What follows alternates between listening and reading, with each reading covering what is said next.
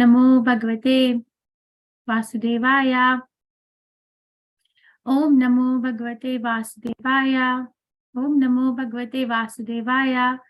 Narayanam Namaskrityam Naram Cheva Narottamam Devim Saraswatim Vyasam Tato Jyaudirayet Nashtaprayeshu Bhadreshu Nityam Bhagavata Sevaya Bhagavati Uttamashloke Bhakti Bhavati Nashtaki. Reading from Srimad Bhagavatam, 4th Canto, Chapter 24, verse number 56. Yatra nirvishtan arinam kritanto nabhimanyate vishvam vidhuvam shayan virya shaurya vishpurjita bhruva. Yatra nirvishtam arinam kritanto nabhimanyate vishvam Shayan Virya Shaurya Vishpurjita Bhruva. Yatra, wherein Nirvishtam Aranam, a completely surrendered soul, Krita Antaha, invincible time, Na Abhimanyate, does not go to attack, Vishwam, the entire universe, Vidhvam Shayan, by vanquishing, Virya, prowess, Shaurya, influence, Vishpurjita, simply by expansion, Bhruva, of the eyebrows. Translation by His Divine Grace, Srila Prabhupada ki jai. Simply by expansion of his eyebrows, invincible time personified can immediately vanquish the entire universe. However, formidable time does not approach the devotee who has taken complete shelter at your lotus feet. Purport by His Divine Grace, Srila Prabhupada ki jai. In Bhagavad Gita 10.34, it is said that the Lord, in the shape and form of death, destroys all of a person's possession. Mrityu sarva haras cha aham.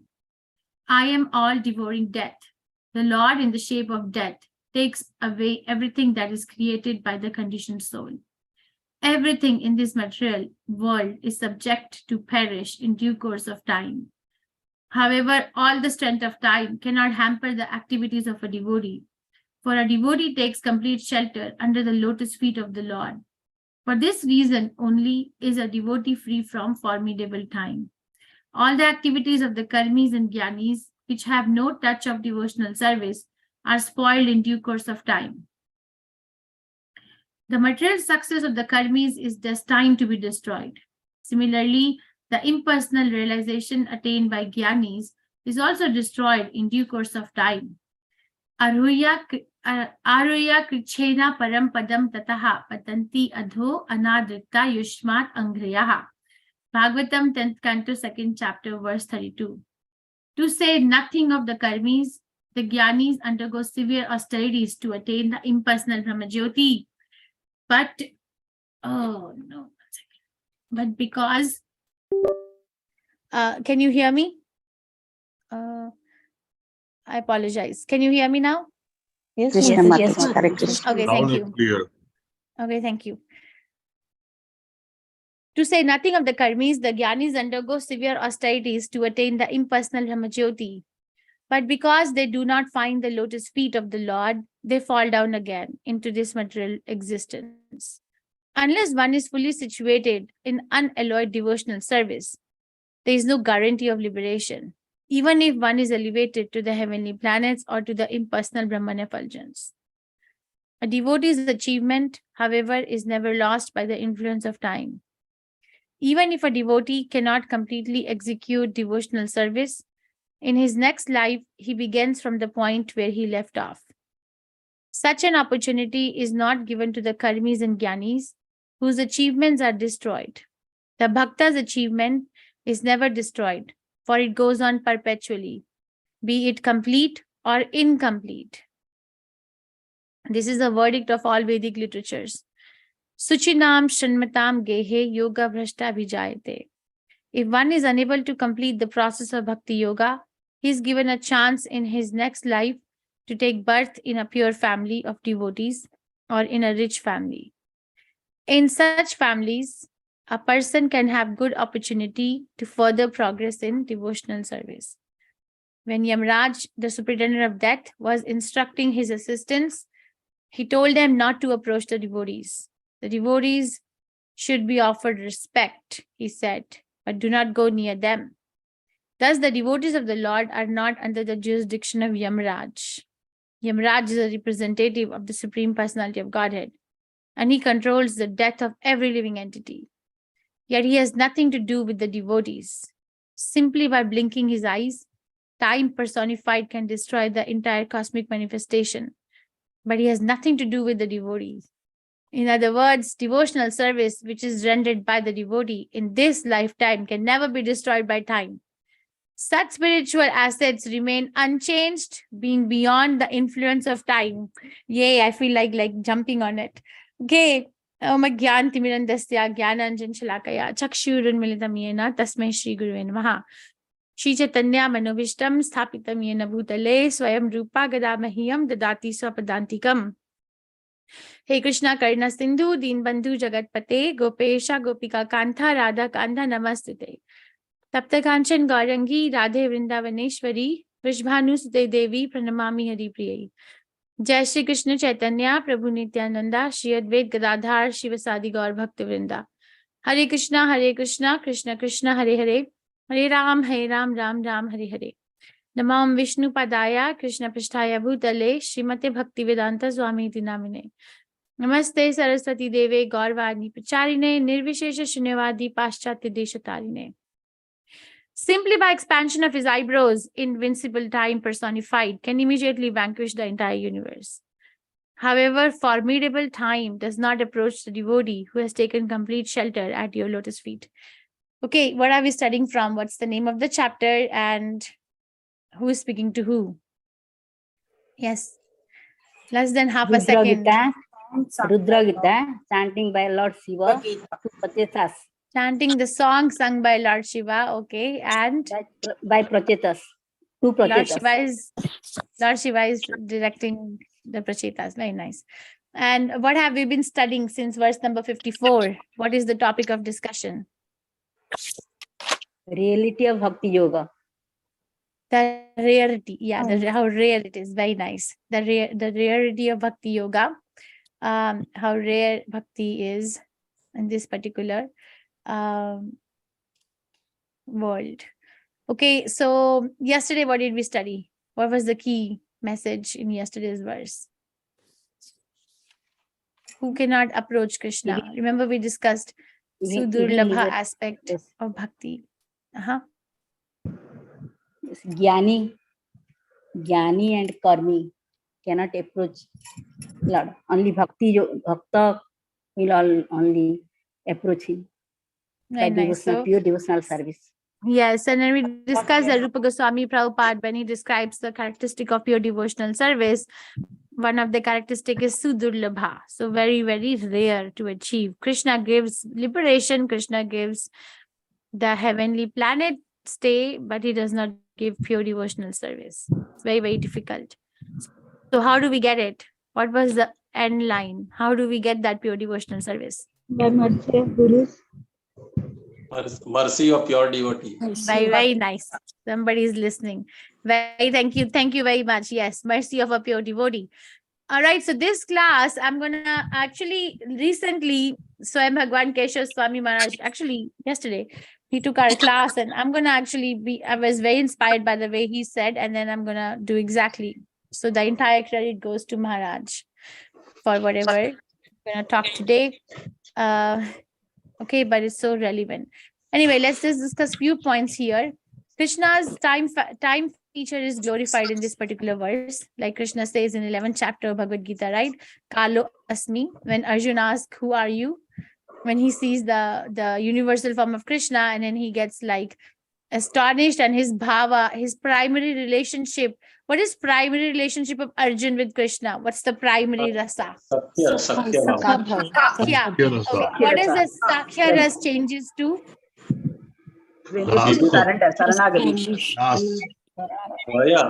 Saranagati. Sisya. Dasya rasa. No, what are the secondary rasas are only feelings. So he becomes very, somebody said bhaya, okay, fearful, and there's one more. Ashcharya. Astonished, very nice. Fearful and astonished. So from being in a primary relationship of Krishna's friend, it changes to being very fearful and astonished. So those are the two, Bhaya and Ashcharya, the secondary rasas. So when Krishna, and then he asked Krishna, who are you? Krishna says that I am. And I have come to kill everyone. Like, other than you, 5 brothers or Pandavas, everyone assembled here will be subdued.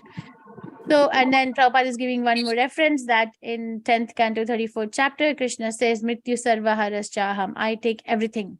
I'm all devouring death. So I was looking at the meaning of the word devouring the other day. So devouring is like extremely hungry person, how it like jumps on the food.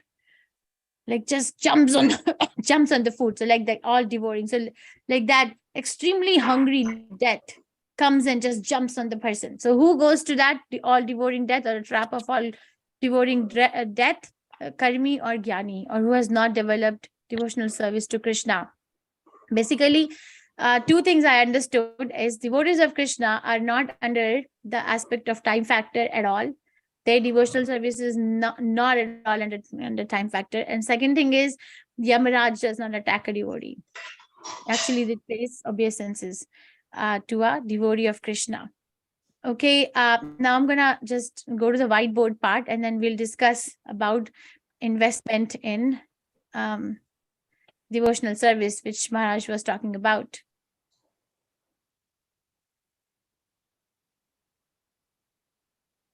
All right, can you all see the whiteboard? Can you see it? Yes. Yes, ma'am. Yes. All yes, right, thank you Mataji. very much. So let's do it. Okay, so the question is, Maharaj started the class like this yesterday. He said, okay, when somebody is trying to invest in something, what are the questions that one would ask? Intelligent questions. Let's say I have to put investment in something. What are the Returns. questions that I will ask? So How there are fruitful it 5 is. things. What No, should no, be you the listen profit? first. Yeah. So I'm Will not it asking be- you. I'm just setting a stone. I'm not asking yet. Thank you. Okay, first is that what is a return? Oh my goodness, this is not my real handwriting. Return. Somebody has a background noise, please. Okay, what is the return? Can you see? Oh my God. Rough. All right, return. That's one question. When we are investing in something, we have to ask these 5 questions. Anybody from finance here might validate, but Maharaj, this is exactly how Maharaj taught us. And then what is the rate of growth of this investment? Okay, we are talking about why to invest in Krishna consciousness. So let's look at from Shastric point of view. So what is the return on this investment? What is the rate of growth of this investment in bhakti? And the third is this investment reachable? Or is it too far away? You know, is this reachable?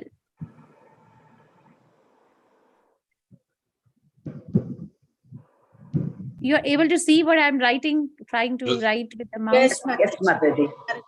All right. And then the fourth is that is there any restriction to this particular investment or whatever? Like this is like a general question. Is there any restriction? Is there like any limitation or any prior requirement?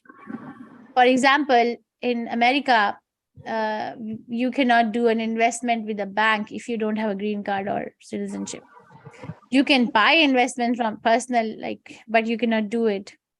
Or in India, if a person is not a citizen of India, I'm just talking like that, giving example of restrictions, then they cannot have any, even if they can have a OCI card, like overseas citizenship of India, but they still can't have agricultural land. They lose that right. Okay, and India doesn't give dual citizenship. So basically there's restrictions. So in this investment, is there any restriction? And the fifth intelligent question is, what is the risk of investment? If I am investing myself in this ISKCON society, what are the risks? What is the risk? Okay. So return. So what's the return? Return is unalloyed love for Krishna. That's the return. unalloyed, ahetuki apratihata, unalloyed, uninterrupted love for Krishna is the return value of this investment in bhakti. Are you getting? No one is talking. Did I mute everyone out? Yes, Yes. yes, Mataji. Yes, Mataji. Some people have, okay. What's the rate of growth of this investment? So after I heard Maharaj's class, I was trying to build on it. Of course, I can't build on it. He's like so senior, but getting Shastric references. So what is the rate of return of this investment is the rate of return depends on, it depends on one's humility. It depends on humility. Sorry, this is supposed to be you, not we. So humility. Okay, and Krishna says in 4th chapter, Bhagavad Gita, 11th verse, Ye yatha mam prapadyante, tam satheva bhajami aham. As one surrenders unto me, I reward them accordingly. All right, now is this investment in Krishna consciousness that I'm trying to do, is it reachable? Is it achievable? Is it reachable? So this is very funny. Is reachable or not? How far is it reachable? Do I have to have a particular bank balance before I can start chanting Hare Krishna, or a bank full of piety? What is the is it reachable or not, basically? So Maharaj said, somebody has a background noise. If you can please honor and mute yourself. Okay, it is available from womb. So this investment in Krishna consciousness is available from womb to tomb. Okay, so it's available. It's reachable for everyone, even a fetus in the mother's body, or after one has left the body, is available to everyone. And is there a restriction? Restriction, we can also say, is a qualification before one gets to Krishna consciousness, because as I was saying, that there are some restrictions of so many things, right? I gave example of the rule of investing in America with the Bank of America. Like a bank in America is, you have to be a citizen of US or a green card holder. You cannot have a visa and then invest in a bank. You can invest with other companies, private, but not with a bank, right? Like that is a restriction, that who can actually come to Krishna consciousness and who cannot come. So the restriction, there is no restriction. There is no restriction, none. So the only qualification is that one's humility, or as Rupa Goswami Prabhupada says, one's intense greed to become Krishna conscious. There's none. The only one is referred to Chaitanya Charitamrita, Madhya Leela, chapter 8, verse 70. And I'll bring it up. I have it open. What is a risk, if I'm going to do this investment in Krishna consciousness? What is the risk? What risk am I taking? So will I lose it? Will death be all devouring and it's going to just take away whatever I've done so far in Krishna consciousness? Or will somebody steal it? Because our other assets are quite stealable. Or there was a big saying when I was younger, that knowledge can never be stolen. Have you heard that somebody can steal one's wealth? Yes. But that's also not true, because if somebody loses one's memory, then they can't even remember who they are. Forget about the knowledge that they have acquired with the brain. So there's a risk all the time with whatever material aspects we are acquiring. So am I ever going to lose this Krishna consciousness that I have developed in my life? So Krishna says himself that he preserves what we have and he provides what we lack, right? Bhagavad Gita, chapter 9, verse 22. So basically, there is no risk, because Krishna himself is saying that I preserve what you have and I provide what you lack. So basically, this is a good investment plan, is what I'm trying to talk to you about. that their return value is unalloyed, uninterrupted love. Whatever things or whatever people we love, we know, right? We know that's why there is this worry attached to the love that we have for people in our life. That is not going to be forever. Everybody knows. Yes or no? Yes. Otherwise, why is there going to be a fear attached? Or why is there going to be a concern? But with Krishna, there's nothing like that. What is the rate of return? The rate of return, it depends on the attitude of a devotee. As Krishna says in Bhagavad Gita, chapter 4, verse 11. Ye yatham mam prapadyante tam satheva vajamiham. Okay, so and then this investment, is it reachable, or I have to come to a particular standard in life and then try to reach it? It's available from womb to the tomb. Is there a restriction? There is no restriction. The only thing is, it depends my growth or my rate or my reach is going to depend on how much greed and how much humility I have. What is the risk in this investment? No risk, because Krishna is going to preserve what I have and Krishna is going to provide what I lack in coming to him. Okay, this is so nice. So this is a good investment plan. Yeah, sounds like it? To me, it does. This is Swayam Bhagwan Keshiva Swami Maharaj's class. This is not my class. This is 100%. This is what he taught us. It sounds like it, right? So this is what the verse is. So let me share the screen. So the verse is here that Yamaraj, the superintendent of death, was instructing his assistants. He told them not to approach the devotees. Okay, so the Yamaraj himself is one of the Mahajans. He's not an ordinary person. He's the topmost devotee, one of the topmost devotees of Krishna. Devotees should be offered respect, but do not go near them. So Prabhupada said, even in a dream, a devotee will never see Yamdutas, even in one's dream in a lifespan. And then the devotees of the Lord are not under the jurisdiction of Yamaraj. Yamaraj is representative of Supreme Personality of Godhead. He controls the death of every living entity, yet he has nothing to do with devotees. Okay, that's number one. Number two, time factor, because we heard in the first paragraph that the time factor is very powerful. It destroys everything that we have. But Prabhupada is writing, simply by blinking his eyes, the time personified can destroy the entire cosmic manifestation, but has nothing to do with devotee. In other words, devotional service which is rendered by devotee in this lifetime can never be destroyed by time. Such spiritual assets remain unchanged, being beyond the influence of time. So this is called transcendental. It's trans. It's beyond the domain of what we can measure, see, or feel, or perceive. Krishna consciousness is transcendental. And we realize its transcendental nature in association of other devotees and also by hearing from pure devotees. That's why we have to associate with Srila Prabhupada's every day. Okay, if we hear, I asked this question to Guru Maharaj today. So because we discussed this part of Sudurlabha yesterday, so it was hovering me a little bit that what is the qualification to invoke the mercy of a pure devotee? Why would a pure devotee give me devotional service?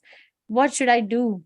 So and then he was talking about hearing. Like hearing is so important from the lips of a pure devotee. But Krishna, hearing is the first step. So I asked him that, so is hearing a way of invoking the mercy of a pure devotee? He said this is one of the prime ways, the premium ways to invoke the mercy of a pure devotee. Because he said, let's say I'm giving class and I see that somebody is hearing with rapt attention, then I become very I become very attentive or concentrated, that okay, I have to deliver the best because this person is eager to learn. Like that, we do that too, right? If somebody is listening to us, or if we are listening to someone very attentively with rapt attention, yeah. Yes, And then he pulled up a very key verse, which I'm going to show you today. Guru Maharaj pulled up a key verse from Srimad Bhagavatam, 1st canto, chapter 3, last verse, 44th verse, chapter 3, last verse, last paragraph, which tells us Sorry, which tells us how to what is the secret of understanding Srimad Bhagavatam. Let me see what real process of receiving Srimad Bhagavatam.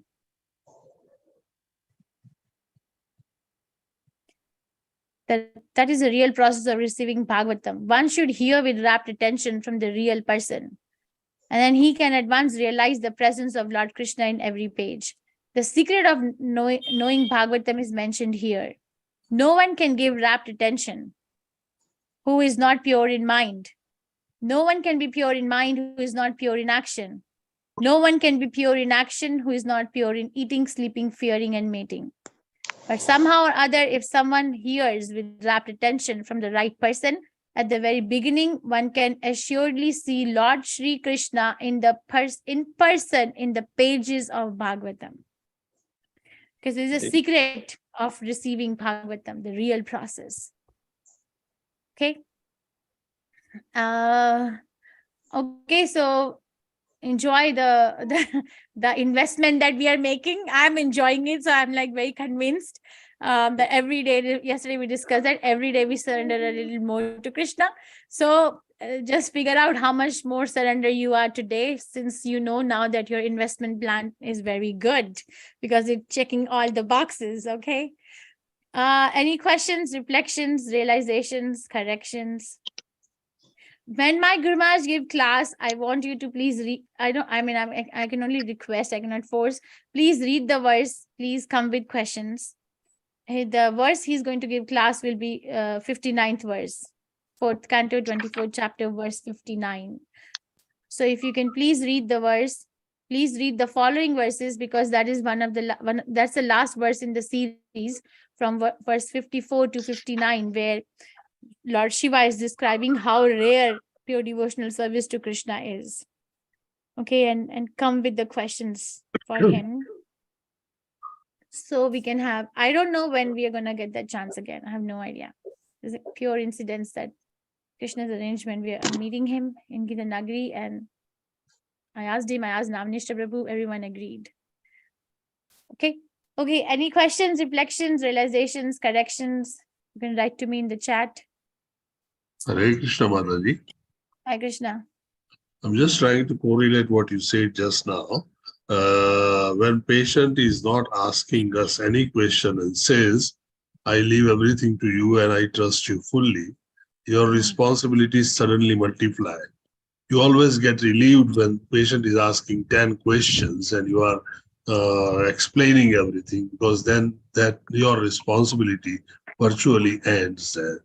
So you're very right. If someone is paying more attention, the responsibilities suddenly increase multifold. Hare Krishna. Yes. Very nice. So you have a question? Do you have a question, reflection, realization? Dr. Parekh. No, Mataji. Okay. Thank you. So that's a good reflection. That was a reflection. Thank you. Okay, anyone else? So I'm announcing again on June 4th, my Guru Maharaj, His Holiness Chandramauli Swami Maharaj will give class.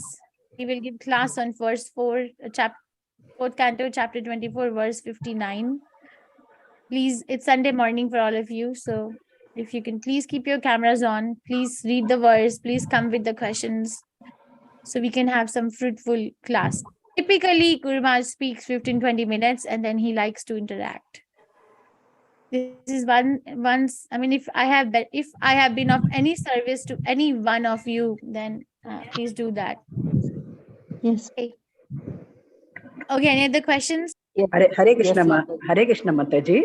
Hare Krishna Mataji. They are under restriction. You said the qualification who can and who cannot. Can you just enlighten on it? Because this is the verse. This is the restriction. No, this is the verse. Chaitanya Charitamrita Madhya Leela 8 chapter verse 70. This one. Tatra lolyam. So Krishna bhakti rasa bhavita matihi kriyatam yadi kuto api labhyate. Tatra lolyam api mulyam ekalam. Janma koti shruter na labhyate. Pure devotional service in Krishna consciousness cannot be had even by past activity in hundreds and thousands of lives. It can be attained only by paying one price, that is intense greed to obtain it. If it is available somewhere, one must purchase it without delay. So there is no restriction. It is in that inclusive sense. of taking initiation and all those things, no, Mataji? Having a spiritual guru. Whatever it takes, Mataji, what's your question? Maybe I'm not connecting to your question. Please repeat your question. The restriction which you said, no, who can and Yes. who cannot, you said, no. So restriction is also there, no, Mataji? Like you have to get initiation. That's reachable. That's where is Krishna consciousness reachable? It's reachable to everyone, womb to tomb. Oh, are you saying is initiation necessary to Yes. take up Krishna consciousness? To take up? Yes. Is not. It's not necessary to take up Krishna consciousness. But it is necessary, I think, to maintain Krishna consciousness, grow in Krishna consciousness. Anyone can chant. Anyone. There's no, and interestingly, it is Yuga Dharma. It is Kali Yuga, right? The Kali Yuga Dharma is the chanting of the holy names of the Lord, and the chanting of the holy name of Krishna is Hare Krishna Mahamantra. So it is going to be available to everyone. Okay. Because it is the Yuga Dharma. Okay. For example, in Satya Yuga, the Yuga Dharma was meditation. So it was available to everyone. Anyone could meditate, right? Like that, in Dwapar Yuga, in Treta Yuga, the process was fire sacrifices. It was available.